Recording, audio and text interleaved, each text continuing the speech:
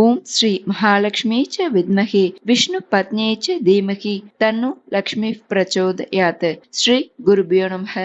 அனைவருக்கும் நமஸ்காரம். இன்று வெள்ளிக்கிழமை நாம் ஸ்ரீ வேதாந்த தேசிகர் இயற்றிய ஸ்ரீ ஸ்துதி பாராயணம் செய்யலாம். வேதாந்த தேசிகர் ஒரு பக்தனுக்காக காஞ்சிபுரம் வரதராஜ பெருமாள் கோவிலில் பெருந்தேவி தாயார் சன்னதியில் மனமுருகி ஸ்ரீ ஸ்துதியை பாடினார். அதாவது ஸ்ரீயான மகாலட்சுமியை போற்றி பாட இதை கேட்டு மனமுருகிய மகாலட்சுமி தேவி தங்கத்தை கனகதாரை போல் மழையாக பொழிந்தாள். இந்த ஸ்ரீஸ்துதி இப்போதும் திருமலையில் ஒலிக்கிறது. இந்த ஸ்ரீஸ்துதியின் மகிமையாலேயே திருமலை திருப்பதி உண்டியலில் காணிக்கை கோடிக்கணக்கில் குவிந்து கொண்டிருப்பதாக சொல்லப்படுகிறது. அதனால் மகாலட்சுமி மற்றும் பெருமாளின் மனதை உருகச் செய்யவும் வற்றாத செல்வ வளம் பெருகவும் ஸ்ரீஸ்துதியை தினமுமே பாராயணம் செய்வது உத்தமம். அல்லது செவ்வாய் வெள்ளி பண்டிகை தினங்களில் பாராயணம் செய்வதை வழக்கமாக்கிக் கொள்ளலாம். இதை இந்த நன்னாளில் பாராயணம் செய்வதால் தரித்திரம் விலகி சகல சம்பத்துகளும் ஆயுள் ஆரோக்கியம் மற்றும் ஸ்ரீ மகாலட்சுமி கட்டாட்சம் முதலியவைகளும் பெற்றிடலாம். ஸ்தோத்திரத்தை பார்க்கலாம். வேதாந்த தேசிகர் இயற்றி ஸ்ரீ ஸ்துதி. ஸ்ரீ ஸ்துதிஹி ஸ்ரீ கனகதாரா லக்ஷ்மி ஸ்தவராஜக. ஸ்ரீமதே ராமானுஜாய நமக. श्रीमान् वेङ्कटनाथार्यः कवितार्किककेसरी वेदान्ताचार्यवर्यो मे सन्निधत्तां सदा हृदि. मानातीतप्रतितविभवां मङ्गलं मङ्गलानां वक्षः पीठीं मधुविजयिनो भूषयन्तीं स्वकान्त्या प्रत्यक्षानुश्रविकमहिमा प्रार्थिनीनां प्रजानां श्रेयो मूर्तिं श्रियमशरणस्त्वां शरण्यां प्रपद्ये. आविर्भावः कलशजलदावद्वरे वापि यस्याः स्थानं यस्या सरसिजवनं विष्णुवक्षस्थलं वा भूमा यस्या भुवनमखिलं देवि दिव्यं पदं वा स्तोकप्रज्ञैरणवधिगुणा सूयसे सा कथं त्वं स्तोतव्यत्वं दिशति भवती देहिभिस्तूयमाना तामेव त्वाम् अनितरगतिस्तोतुमाशं समानः सिद्धारम्भः सकलभुवनश्लाघनीयो भवेयम् सेवापेक्षा तव चरणयो श्रेयसे कस्य न स्यात् यत्सङ्कल्पात् भवति कमले यत्र देहिन्यमीषां जन्मस्तेम प्रलयरचना जङ्गमा जङ्गमानां तत्कल्याणं किमपि यमिनाम् एकलक्ष्यं समादौ पूर्णं तेजस्फुरति भवति पादलाक्षारसाङ्कम् निष्प्रत्यूह प्रणय घटितं देवि नित्यानपायं विष्णुस्त्वं चेत्य नवति गुणं द्वन्द्वमन्योन्यलक्ष्यं शेषचित्तं विमलमनसा मौलयश्च श्रुतीनां सम्पद्यन्ते विहरणविधौ यस्य शय्या विशेषाः उद्देश्यत्वं जननि भजतो रुञ्जितोपाधिगन्धम् प्रत्यग्रूपे हविषि युवयोर् एकशेषित्वयोगात् पद्मे पत्युस्तव च निगमै नित्यमन्विष्यमाणः नावच्छेदं भजति महिमानर्तयन्मानसं नः पश्यन्तीषु श्रुतिषु परितः सूरिवृन्देन सार्धं मध्ये कृत्य त्रिगुणफलकं निर्मितस्थानभेदं विश्वाधीशप्रणयिनि सदा विभ्रमद्यूतवृत्तौ ब्रह्मेशाद्या ददति युवयोरक्षशारप्रचारम् अस्येषाणा त्वमसि जगतः संश्रयन्ती मुकुन्दं लक्ष्मीः पद्मा जलधि तनया विष्णुपत्नीन्दिरेति यन्नामानि श्रुतिपरिपणान् एवमावर्तयन्तः नावर्तन्ते दुरितपवनप्रेरिते जन्मचक्रे त्वामेवाहुः कतिचिदपरे त्वत्प्रियं लोकनाथं किं तैरन्तः कलहमलिनैः किञ्चिदुत्तीर्य मग्नैः त्वत्सम्प्रीत्यै विहरति हरौ सम्मुखीनां श्रुतीनां भावारूढौ भगवति युवां दम्पती दैवतं नः आपन्नार्तिप्रशमनविधौ बद्धदीक्षस्य विष्णोः आचक्युस्त्वां प्रियसहचरीम् एकमत्योपपन्नाम्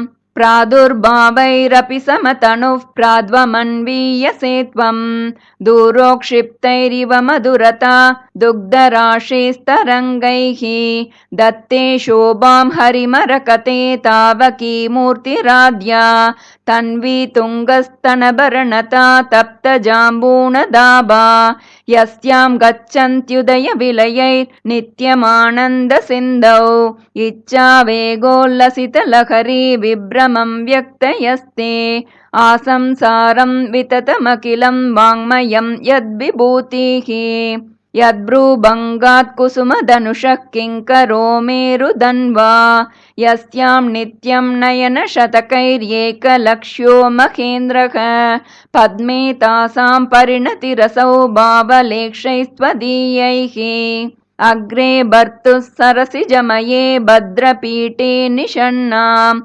अम्बोराशेरधिकतसुधा सम्प्लवादुत्थितां त्वां पुष्पासारस्तगितभुवनैः पुष्कलावर्तकाद्यैः क्लुप्तारम्भाः कनकक्लेशैरभ्यपिञ्चन् गजेन्द्राः आलोक्य त्वाम् अमृतसहजे विष्णुवक्षस्थलस्तां शापाक्रान्ता शरणमगमन् सावरोधाः सुरेन्द्राः लब्ध्वा भूयस्त्रिभुवनमिदं लक्षितं त्वत्कटाक्षैः सर्वाकारस्थिरसमुदयां सम्पदं निर्विशन्ति आर्तत्राणव्रतिभिरमृता सारनीलाम्बुवाहैः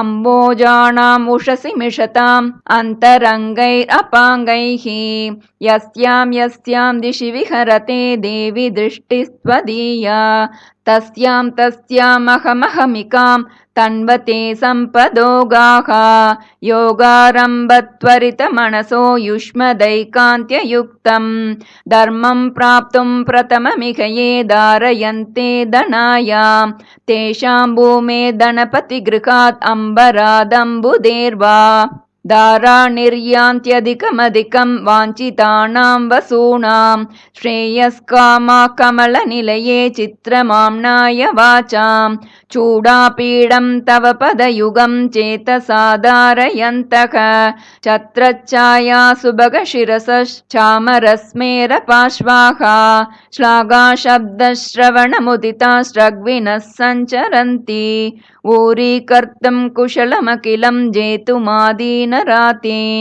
दूरीकर्तुं दुरितनिवहं त्यक्तुमाद्यामविद्याम् अम्बस्तम्भावधिकजननग्रामसीमान्तरेकाम् आलम्बन्ते विमलमनसो विष्णुकान्ते दयान्ते जाताकाङ्क्षा जननि युवयोरेकसेवाधिकारे मायालीडं विभवमखिलं मन्यमानास्तृणाय प्रीत्यै विष्णोस्तव च कृतिनः प्रीतिमन्तो भजन्ते वेलाभङ्गः प्रशमनफलं वैदिकं धर्मसेतुं सेवे देवि त्रिदशमहिला मौलिमालार्चितन्ते सिद्धिक्षेत्रं शमितविपदां सम्पदां पादपद्मं यस्मिन्नीशन्नमितशिरसो यापयित्वा शरीरं वर्तिष्यन्ते वितमसि पदे वासुदेवस्य धन्याः सानुप्रासप्रकटितदयैः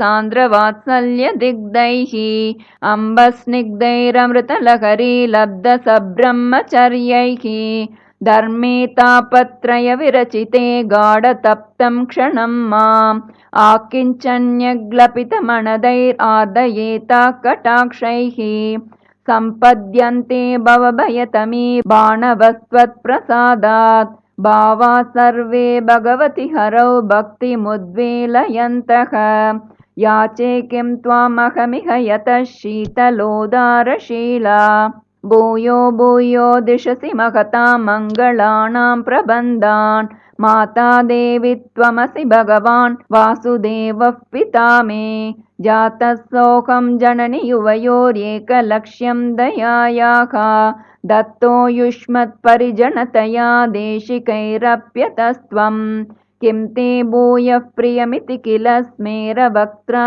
विभासि कल्याणानाम् अविकलनिधिः कापि कारुण्यसीमा नित्यामोदा निगमवचसा मौलिमन्दारमाला सम्पद्दिव्या मधुविजयिनः सन्निधत्तां सदा मे।